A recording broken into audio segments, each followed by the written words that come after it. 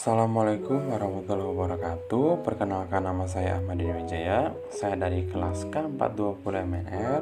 Di sini saya akan menjelaskan mengenai teknik negosiasi dan komunikasi. Langsung saja kita akan pergi ke slide yang pertama.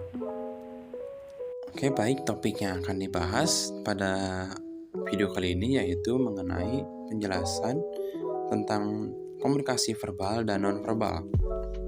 Sebelumnya, saya akan menjelaskan terlebih dahulu apa itu komunikasi. Berdasarkan Kamus Besar Bahasa Indonesia atau KBBI, komunikasi adalah pengiriman dan penerimaan pesan atau berita antara dua orang atau lebih sehingga pesan yang dimaksud dapat dipahami. Lanjut, tujuan dari komunikasi yaitu untuk dapat mengemukakan pendapat, menunjukkan suatu perilaku, mengubah sikap maupun sebagai tujuan sosial guna membentuk relasi dan lainnya. Oke, sekarang kita akan masuk ke pembahasan inti yaitu mengenai komunikasi verbal. Komunikasi verbal merupakan komunikasi yang digunakan dengan menggunakan simbol-simbol verbal serta menggunakan kata dari satu maupun lebih bahasa. Komunikasi verbal tidak hanya berupa lisan saja, namun meliputi pula komunikasi lisan serta komunikasi tertulis. Contoh dari komunikasi verbal lisan yaitu ketika dua orang lebih melakukan interaksi berupa berbincang-bincang. Lalu contoh dari komunikasi verbal tulisan dapat berupa saling mengirim pesan melalui berbagai macam media komunikasi seperti surat, email, dan platform chattingan lainnya. Lalu di slide selanjutnya kita akan membahas tentang komunikasi nonverbal. Komunikasi nonverbal adalah komunikasi yang dilakukan dengan cara menggunakan pesan nonverbal untuk menyampaikan suatu informasi. Jadi komunikasi nonverbal ini yaitu komunikasi dengan cara tidak mengucapkan satu kata apapun. Lalu contoh dari komunikasi nonverbal yaitu yang pertama ada ekspresi wajah.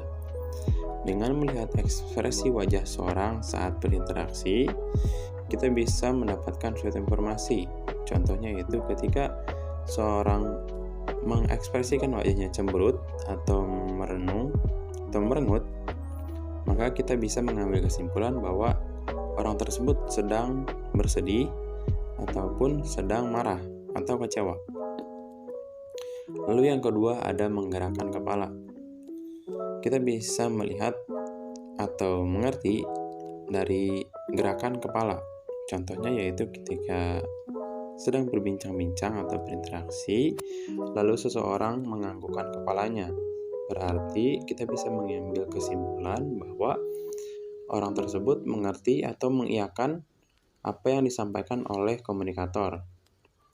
Tapi jika seseorang tersebut menggelengkan kepala, berarti kita bisa mengambil kesimpulan bahwa dia tidak setuju atau tidak mengerti apa yang disampaikan oleh komunikator. Lalu yang ketiga ada intonasi suara. Contohnya yaitu ketika seseorang menggunakan intonasi suara yang tinggi, kita bisa mengambil kesimpulan bahwa seseorang tersebut sedang marah ataupun sedang kesal. Lalu contoh yang keempat yaitu kecepatan saat berbicara.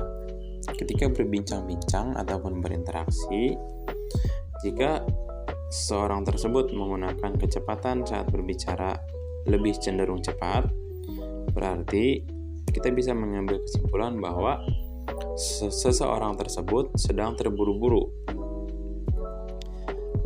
Atau jika seseorang tersebut menggunakan kecepatan yang lebih cenderung lambat, berarti kita bisa mengambil kesimpulan bahwa dia memiliki banyak waktu luang sehingga bisa berbicara dengan lebih santai. Oke, baik, mungkin segitu saja dari saya penjelasan mengenai teknik negosiasi dan komunikasi yang membahas tentang komunikasi verbal dan non-verbal. Kurang lebihnya mohon maaf. Wassalamualaikum warahmatullahi wabarakatuh.